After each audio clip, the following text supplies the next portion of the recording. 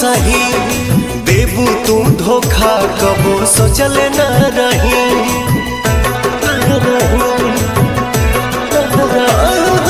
लोगवा के बतिया कई दिहल तू सही देबू तू धोखा कबो सोचल न रही। पके दूसरा के भोले भुला जाइबू हो, पके दूसरा के भोले भुला जाइबू हो। आँख से आँख अपना मिला पाइबू हो, आँख से आँख अपना मिला पाइबू हो।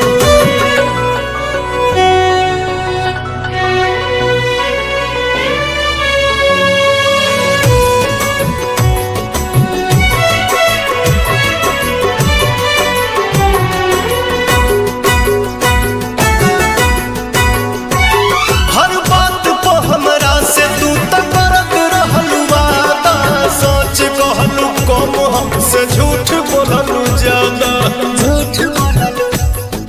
झूठ बोललू हर बात पे हमरा से तू तो करत रहलू वादा। सच कहलू कम हमसे झूठ बोललू ज्यादा। चोट मरले बारू तू कब खा जाइबू हो, चोट मरले बारू तू कब खा जाइबू हो। आँख से आँख अपना मिला पाइबू हो, आँख से आँख अपना मिला पाइबू हो।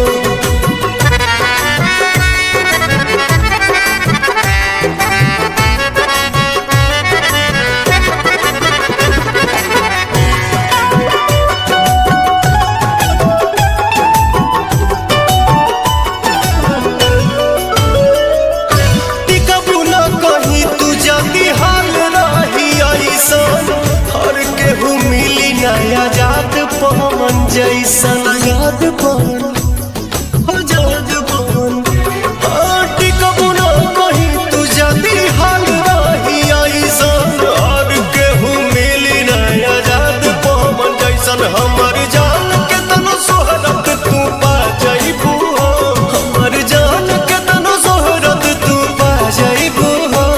आँख से आँख अपना मिला पाइबू हो, आँख से आँख अपना मिला पाइबू हो।